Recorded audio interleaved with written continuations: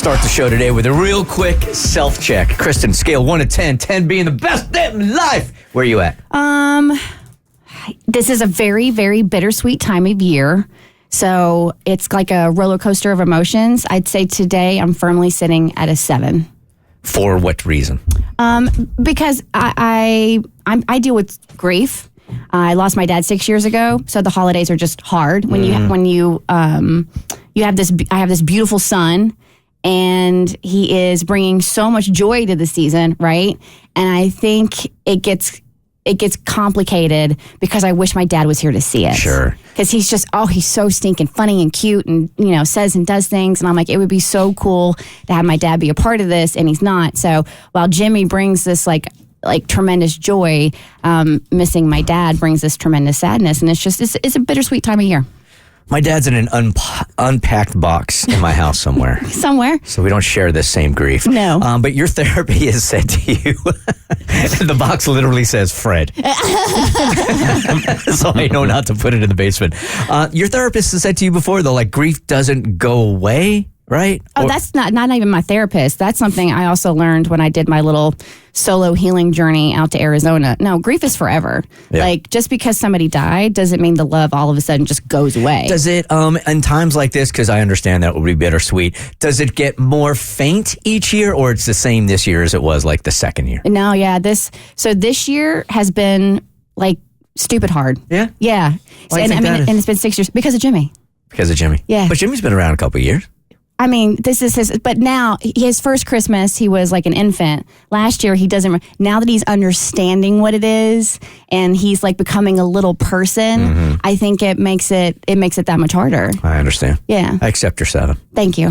I'm like, you ain't talking me up. Let me mean it. I'm trying. Yeah. Cass, how you did today? 1 to 10. I'm probably at a 6. 6! Even lower than Kristen, who's still grieving her dead dad. Okay. All right, what do you got? Okay, you can't do this and compare numbers. That's really jacked up. Yeah, but it's funny. I got family stuff going on, and I don't know what it was. Like, yesterday was a great day, and then I got home, and I just felt like so sad. And I don't know what it is. I don't know if it's like the loneliness that comes with being a mother, which I think nobody talks about that much. Like, it's very isolating sometimes, just being away from family. It just, I don't know. I honestly think last night I was like, all I need to do is eat dinner, I'm hungry, and sleep, and I'll be fixed. And I'm not. And so that's what's weird to me. I'm feeling better today a little bit, but I don't know what it is. I just got hit with the sad lonelies looking at my life. I'm like, so many cool highlights, but why do I feel so unfulfilled? And so kind of had a little existential crisis last night. If you want, I got nothing going on today and tonight. If you want to come over, we can sit in my sunroom, look at the tree and cry. Oh, thank you. I might hit you up for that. What a wonderful night. I got plenty of wine. We'll just sit there and sip wine, and we'll be sad, and we'll look at the tree, and we'll cry. That does sound amazing. Right? Yes, it does. It does.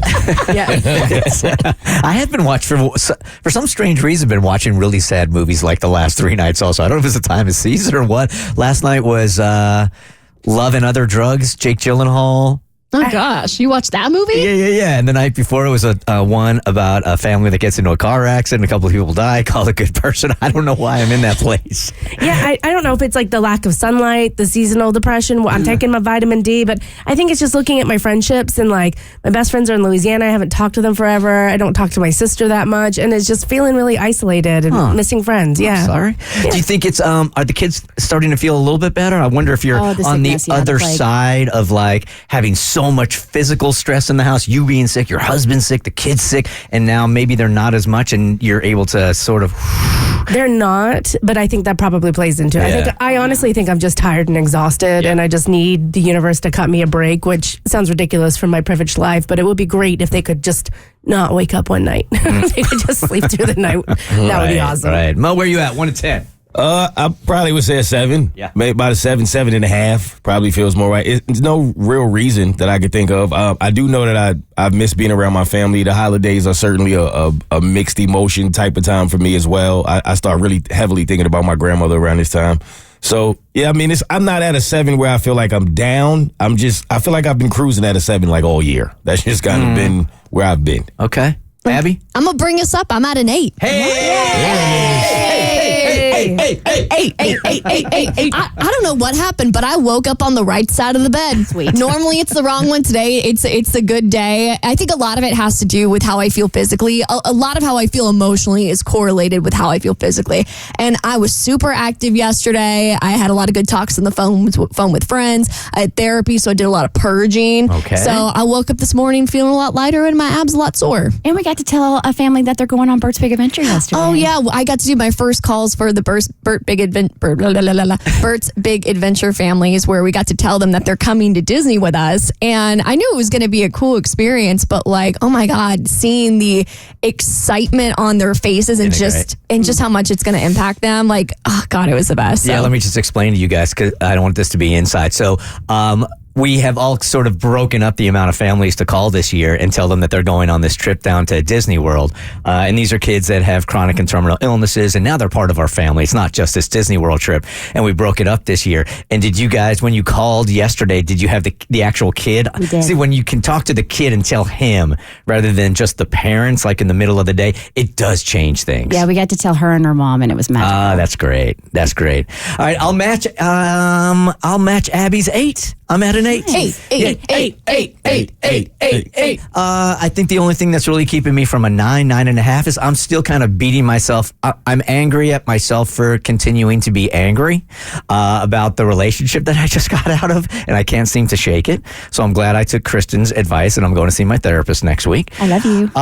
But that's, it's not absorbing me or anything. It's just like from time to time, I'm like, where did you... I feel like I took the L on this whole thing, and I'm having a hard time dealing with that. But outside of that, I feel great, man. I'm hanging with friends more than I have in 7 years. I'm doing things that I feel independent for the first time in 7 years. I'm excited about my new house. I had somebody stop by the other night. A friend stopped by kind of spontaneously and had one last nightcap drink. That hasn't happened in 20 years. So I feel pretty good. Good. Outside of a couple issues, yeah. So let's look at this. Everybody is above a 5, and that's 5 sure. isn't right. 5 is right. So I think that's good. For sure. Yeah. For sure. The Bert Show.